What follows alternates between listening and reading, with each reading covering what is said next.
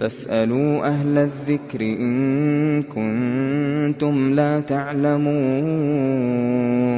Allah subhanahu wa ta'ala Quran-ı Kerimdə, şərəfli kitabında elə bir sual verib ki, insanlara müraciətində elə bir söz soruşub ki, vallahi insan, Allaha iman etmiş insan digər cavabların varlığından utanır. İstəmirsən digər cavab eşləsən. Çünki aləmlərin Rəbbi Quran-ı Kerimdə müsəlmanlara müraciət edərək soruşdu ki, Allahu xeyrun əmmə yüşrikun. Allah mı daha xeyirli və yaxşıdır, yoxsa şirk qoşduqlarınız? Vallahi insan digər cavabların olmasından utanır. Çünki Allah subhanahu taala yerlərin və göyün ağasıdır. İlahum ma'allah.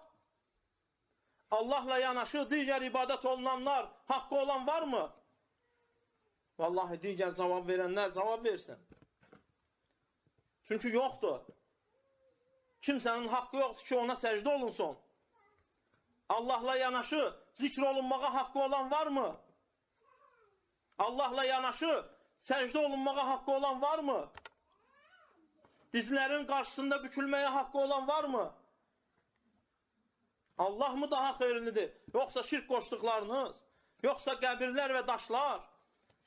Yoxsa dinarın, dirhəmin qulları və kölələri? Yoxsa malın, mülkün kölələri?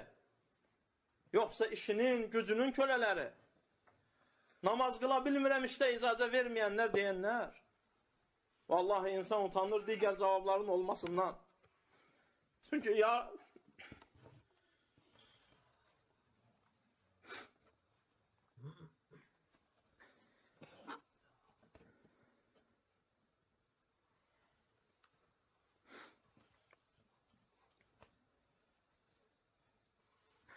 Allah subhanahu taala şərəfli kitabında dedi ki, وَمَا قَدَرُ اللّٰهَ حَقَّ قَدْرِ.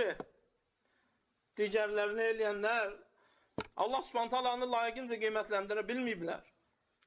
Allahın yerin və göyün ağası olduğunu bilmirlər.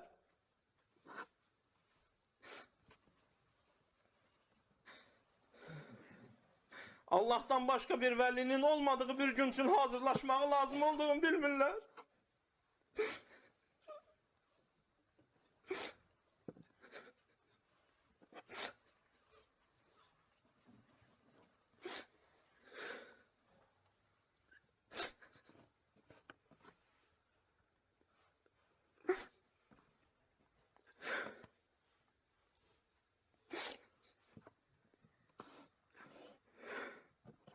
قل الحمد لله وسلام على عباده الذين اصطفى الله خير أما يشركون